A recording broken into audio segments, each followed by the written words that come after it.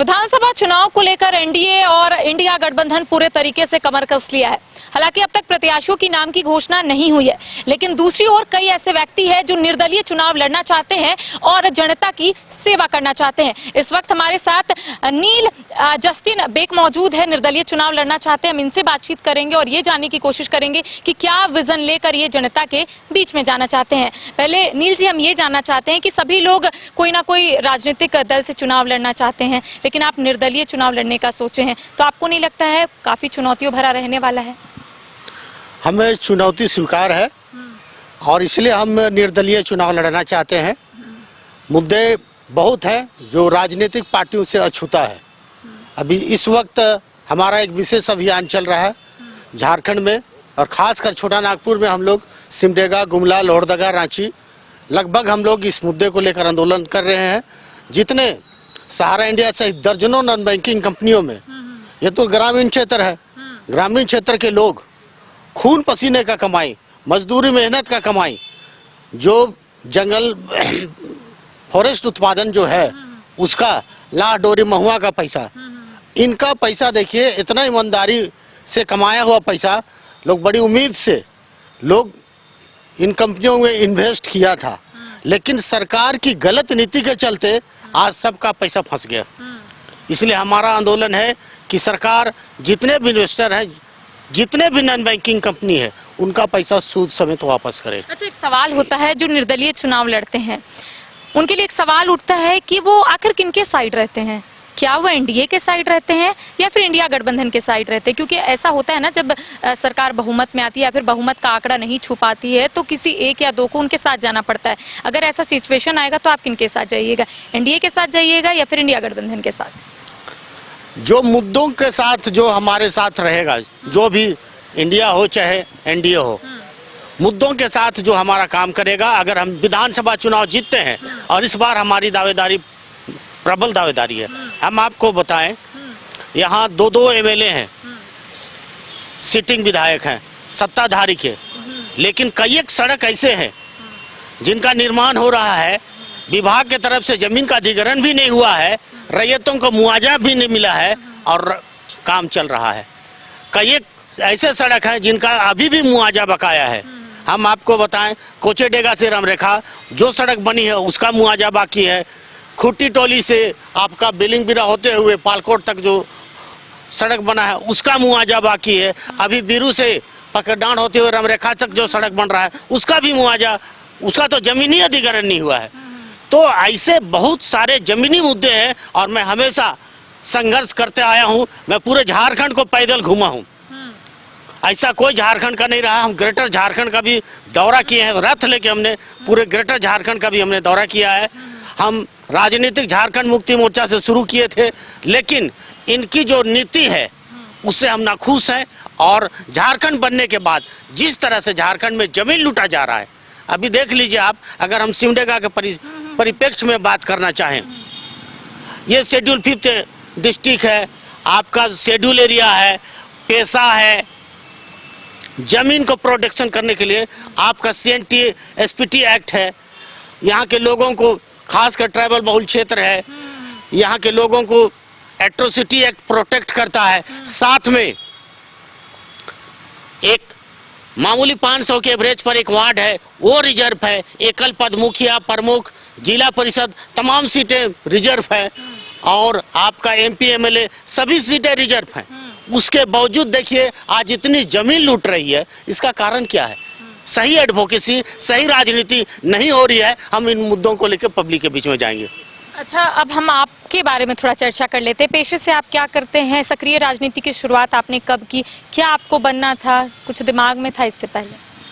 अगर मैं शायद इस लाइन में नहीं होता तो मैं ऐसे जगह से मेरी शिक्षा हुई है।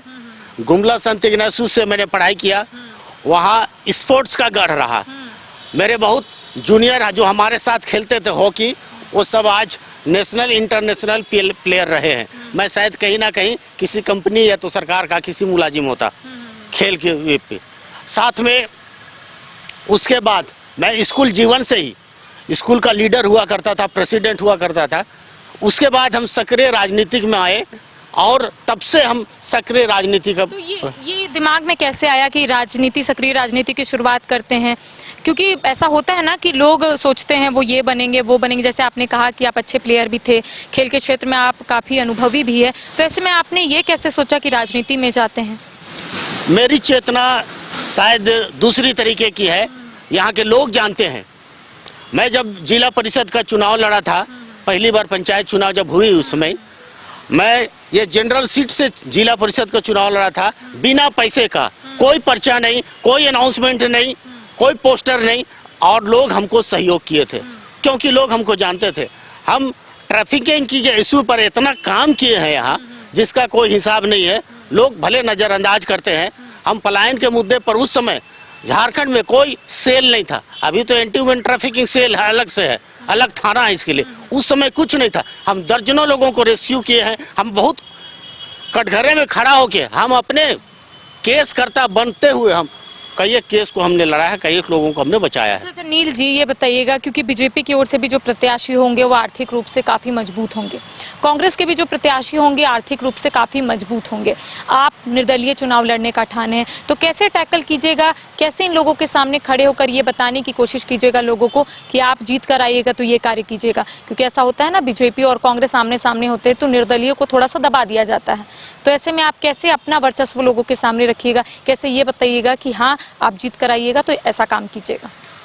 मेरा परिचय ही लोग जानते हैं, हम हमेशा आंदोलन किए हैं, और ये जो हम जो जीत के आएंगे, हम अपने मुद्दों के साथ आएंगे। जहाँ लोग काम किए रहते हैं, जहाँ पब्लिक के साथ जुड़ा रहता है, वहाँ पैसा बहुत फैक्टर नहीं, भरे जरूरत है पैसा, लेकिन पैसा जो काम नहीं करते हैं, पब्लिक के साथ नहीं है, ग्राउंड और ग्रास लेवल पे नहीं है, उनके लिए पैसा फैक्टर हो सकता है, हमारे लिए पैसा फैक्टर नहीं है।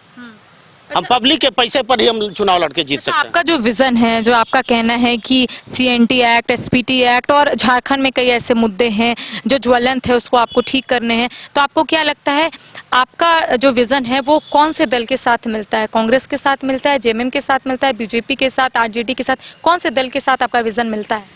देखिए, हम सेकुलर पर भरोसा करते हैं, सेकुलर पर ही मेरा भरोसा है, और अगर ऐसा कोई हो, अगर हम चुनाव जीतते हैं, अगर सेकुलर पार्टी अगर हमारी मुद्दों पर समर्थन करती है तो हम उसको बाहरी समर्थन देंगे, और अगर नहीं करती है तब हम बाहर से समर्थन करेंगे, और नहीं तो हम अंदर से उनके साथ शामिल होकर हम नहीं ये कर पाएंगे। मतलब निर्दलीय ही रहेगी? निर्दलीय ही रहेंगे। मुद्दे कौन से होंगे? आखिरी सवाल, क्योंकि जिस तरीके से हम सिमडेगा आए हैं, हमें पता है कि ना यहाँ पर बिजली ठीक है, चरमरा गई है, उसके साथ अगर हम बात करेंगे शिक्षा की, तो शिक्षा की उतनी व्यवस्था नहीं है, सड़क भी उतना ठीक नहीं है, स्वास्थ्य व्यवस्था की बात करेंगे तो डॉक्टर्स की कमी है, यहाँ से अधिकतर लोगों को रेफ़र किया जाता है, आप लोग रांची जाते हैं या फिर नज़दीक गुमला जाते हैं, तो ऐसे में क्या इन मुद्दों को लेकर आप जनता के बीच में जाइएगा? देखिए, बहुत ऐसे मुद्दे हैं जो सीधा पब्लिक से जुड़ा हुआ है। सबसे पहला तो यहाँ के लोग ग्रामीण क्षेत्र है, खेती से जुड़े हुए हैं, किसान के खेत को 365 दिन पानी चाहिए। अगर किसान के खेतों को 365 दिन अगर उनको सिंचाई की व्यवस्था होती है, उनके लिए बाजार का व्यवस्था होता है, अगर उनको समर्थन मूल्य मिलता है तो किसान निश्चित रूप से इस क्षेत्र को बहुत आगे ले जाएंगे। साथ ही मैं आपको बताऊं, जैसे बिजली की बात, आज़ादी के 77 सालों में आप देख लीजिए, बिजली क्या है, बिजली हमें कंज्यूमर है, बिजली में कंप्लीटली पार्टी नेतागिरी घुस चुका है। अभी 2 दिन पहले सिमडेगा में प्रेस कॉन्फ्रेंस करते हैं सत्ताधारी दल के लोग, मैं उन पूछना चाहता हूं, आपने कंज्यूमर को उसका राइट्स क्यों नहीं बताया? अगर आज बिजली कहीं पर खराब होती है तो क्या करते हैं राजनीतिक पार्टी के लोग? चंदा कर लेते हैं, ट्रांसफार्मर लगाने के लिए, पोल लगाने के लिए, ट्रांसफार्मर लाने के लिए चंदा किया जाता है। पब्लिक सीधा सीधी मेरा अधिकार, और बहुत जल्दी मैं इस पर काम करने वाला हूं, कंज्यूमर लोगों को बुला के उनकी बैठक करके उनके अधिकार के लिए हम बिजली के माध्यम से लड़ेंगे, बिजली के लिए लड़ेंगे, ताकि लोगों को 365 दिन 24 घंटा बिजली का हम वादा करते हैं। देखिए, इस वक्त हमारे साथ नील जस्टिन बेक मौजूद थे। इनका कहना है कि ये इस बार निर्दलीय चुनाव लड़ना चाहते हैं, चुनावी मैदान में भी उतरेंगे। विजन बिल्कुल क्लियर है कि किस तरीके से यहाँ यानी कि सिमडेगा की बात करेंगे तो सिमडेगा में किस तरीके से विकास की गति को और तेज बढ़ाना है, क्योंकि इनका कहना है कि ना यहाँ पर बिजली की व्यवस्था उतनी अच्छी है, ना ही सड़क, और अन्य ऐसे मुद्दे हैं जिसको लेकर ये जनता के बीच में भी जाएंगे। इसी तरीके से और भी खबर हम अपने दर्शकों तक पहुंचाएंगे। फिलहाल कैमरा सहयोगी राज बल्लभ के साथ करिश्मा सिन्हा, न्यूज बाइस्कोप, सिमडेगा।